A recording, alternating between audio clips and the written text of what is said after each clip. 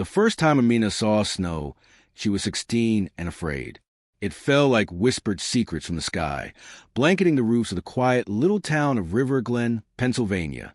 Amina stood at the edge of her aunt's porch, clutching a worn travel bag and the last thread of her old life in Lagos. Her mother's voice still echoed in her ears, words wrapped in worry and love. You'll find family there. Amina, be brave. Shine. The flight had been long. Her ears ached from the cold, and she didn't know what to say to the woman who now stood beside her Aunt Sheila, tall, caramel-skinned, with bright eyes and a soft smile that tried to be enough. It's okay, love, Sheila said gently. You're home now. Amina nodded, though her heart refused to believe it.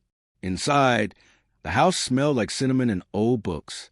A fire crackled in the living room. There were photos everywhere, smiling faces she didn't recognize, and one familiar one. Her mother, arms linked with Sheila, their laughter frozen in a frame. Sheila's son, Malik, was Amina's age. He barely looked up when she entered the house. Hey, he said with a nod, hands deep in his hoodie pockets. Hi, Amina replied, her accent soft and unsure. They were strangers stitched together by blood. At school, Amina was the new girl, quiet, with braids too long and eyes that always searched.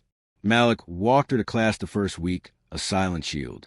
He didn't speak much, but his presence kept the worst of the whispers away. It was during lunch on a snowy Thursday that she met Eli.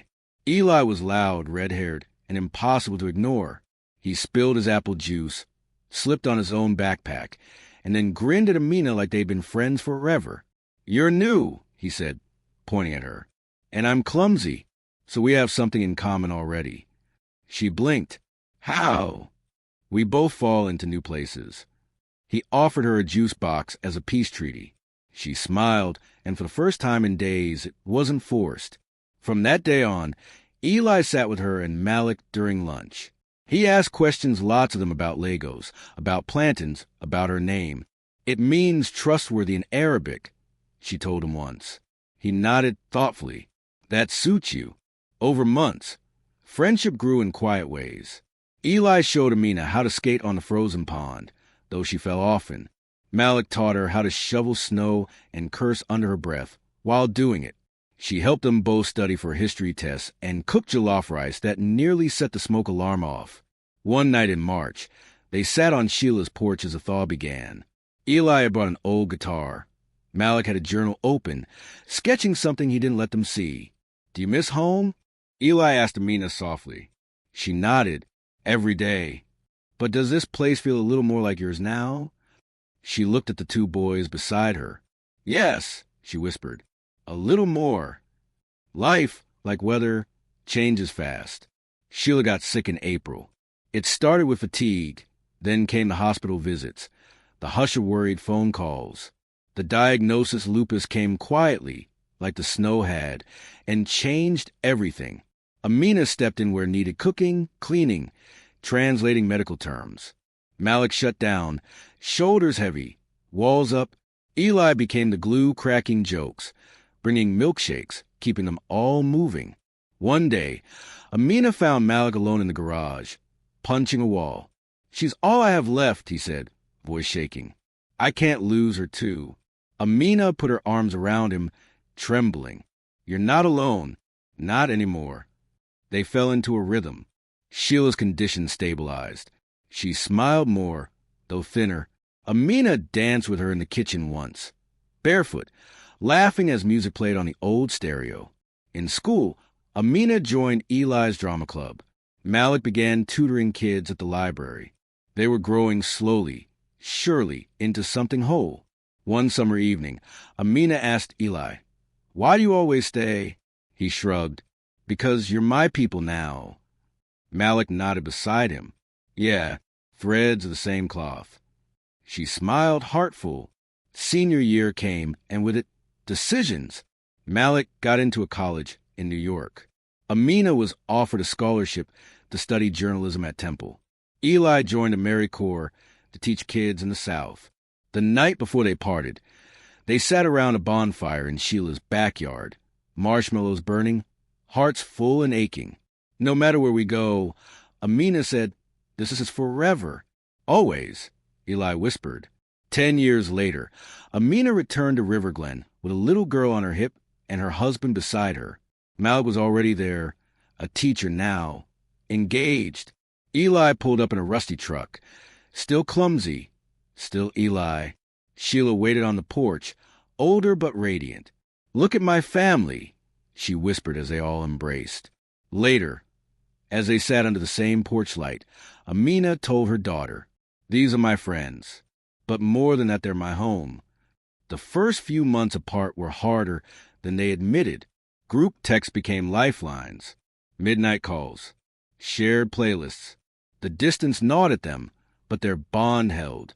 Amina wrote letters, real ones to both Malik and Eli, even when they replied with emojis and voice notes. At Temple, Amina thrived. She wrote for the student paper, led protests, told stories that mattered. People listened because her words carried truth, shaped by love and pain and the warmth of her chosen family. In New York, Malik struggled at first. City noise, endless crowds, he missed the quiet. But teaching gave him purpose. One student, a girl named Jay, reminded him of Amina. Sharp, unapologetic, brilliant. He stayed for her. Eli, in Louisiana, was like sunshine in human form. He taught poetry and dance in an underfunded school. His students called him Mr. Tomato because of his hair. He sent Malik and Amina videos of them rapping and dancing, laughter in every frame. Still falling into new places, he texted one night. Still landing on love. 3 years passed before they stood together again in Riverglen. Sheila's birthday. 60. The house was full neighbors, food, old photos. Amina brought a boyfriend, Nathan. Eli came with a limp from a sprained ankle and a duffel bag full of ridiculous gifts. Malik, now wearing glasses, brought Jay, grown now, starting college. They stayed late after everyone left. Just the three of them, sitting on the porch, like always. "Sheila looks happy," Eli said. "She is," Amina replied. "We all are." Malik was quiet and spoke. "I asked Jay if I could adopt her legally." A pause. She said yes. Amina's eyes filled. "You're going to be such a good father." "I had good teachers," he said, smiling at them both. "But life doesn't stay perfect." Nathan left Amina a year later. Said he couldn't handle her hours, her intensity. He left behind a note and silence. She cried for 3 days, then booked a train to New York. Didn't tell anyone. She showed up at Malik's apartment, eyes swollen, voice hollow. He held her like they were 16 again, both lost, both clinging to something soft and real. "I wasn't too much, was I?" she whispered. "You were exactly enough," he said. They stayed up talking. Jay made tea. Eli joined on video call and sang badly until Amina laughed. They stitched her back together, thread by golden thread. Eli's turn came next. One of his students, a boy named Marco, died in shooting. He called Malik at 2 a.m. Couldn't speak. Just cried. Malik took the first flight out. Amina joined 2 days later. They stayed for a week. Cleaned the school. Met Marco's mother. Helped organize a vigil. Sat with Eli every night, letting him fall apart without judgment. On the last day, Amina stood in the classroom and read one of Marco's poems. "My world is fire, but my dreams are rain." She looked up at Eli. He mattered because you made him believe he did. Eli sobbed, then breathed, then began to heal. Years passed. Jay went to law school. Malik opened a community center. Amina published her first book. A memoir called Home Is Not a Place. It won awards. But more than that, it reached people. Eli got married to a woman named Rena.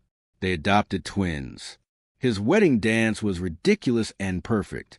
They kept meeting in Riverglen every year. Sheila grew older, her laugh still loud. The porch light still flickered at dusk. And in time, they brought new faces to that porch, kids, partners, nieces, nephews. The family grew. But always, it began with 3. One spring day, Amina got a call from Malik. "Sheila's gone," he said. "In her sleep?" The funeral was small. Flowers. Old hymns. Photos stretching through time. Afterward, they sat on the porch, now faded, creaky, still sacred. She taught us what family meant. Amina said. She gave us each other. Eli added. They sat in silence, hand in hand, hearts aching and full. That night, Malik found a letter among Sheila's things. It was dated a week before she passed. If you're reading this, I'm gone. But don't grieve too long. You three were my greatest joy. My proof that love can stitch together even the broken. Keep showing the world what family really means.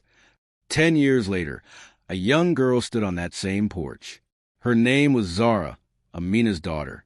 Beside her stood Jay, now a judge. Behind them, Eli's children played tag with Malik's twins. Zara turned to her mom. Who built this house? Amina smiled. A woman named Sheila. But this porch? This porch was built by love. Zara ran to join the others. Amina sat down beside Malik and Eli, watching the children, watching time unfold. We're the thread, she whispered, and they're the next pattern.